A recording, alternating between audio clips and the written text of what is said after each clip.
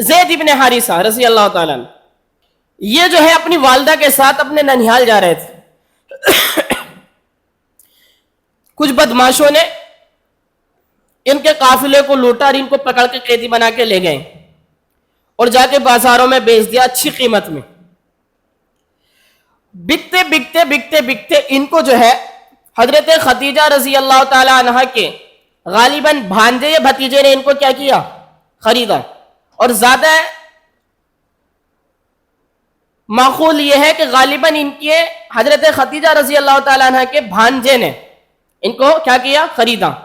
اور خریدنے کے بعد اپنی خالہ حضرت خدیجہ الکبریٰ کو دے دیا، گفٹ، ہدیہ.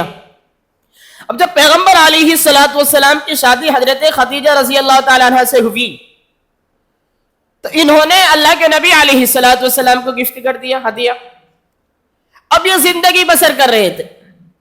اب یہ زندگی باہر آنا جانا بھی ہوتا تو مکہ کے اندر یمن سے کچھ لوگ تجارت کے لیے آتے تھے، تو وہاں کی جہاں کی یہ حضرت زید ابن حارثہ تھے، وہاں کی چند لوگ آئے ہوئے تھے حج کی نیت سے.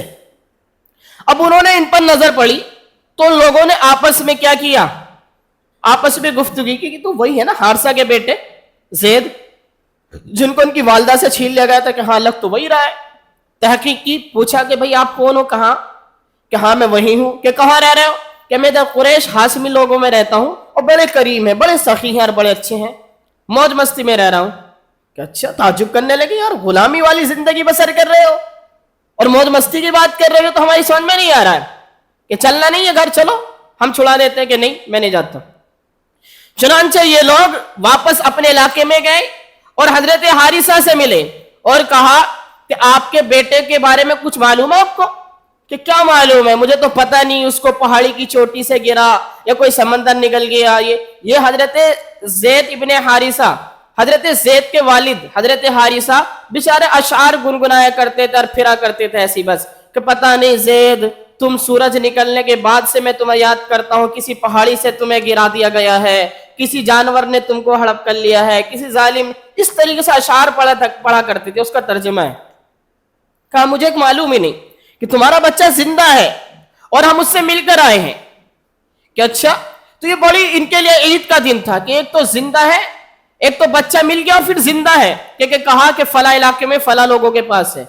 تو انہوں نے اس وقت کے درہم و دنانیر کی بوری بھری، گونی جس کو آپ لوگ بولتے، اچھا خاصا پیسہ لیا. اس لیے کہ غلام کو آزاد کرانے کے لیے منہ مانگی رقم ہوتی تھی جس کو فدیہ بولتے.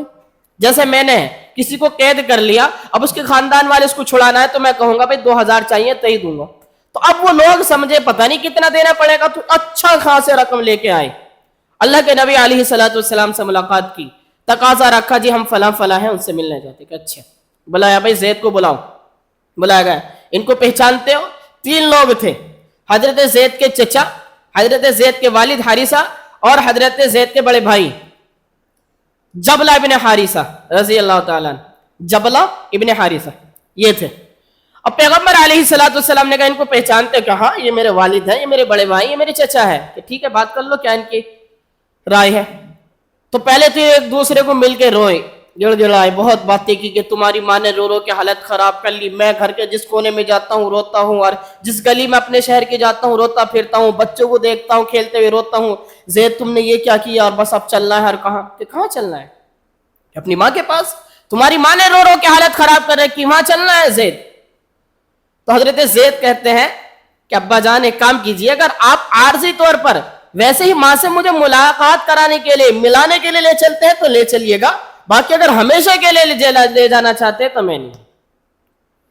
اب یہ جو ہے بات ان کو سمجھ میں آ گئی کہ یار ایسے کیسے کہہ رہا ہے.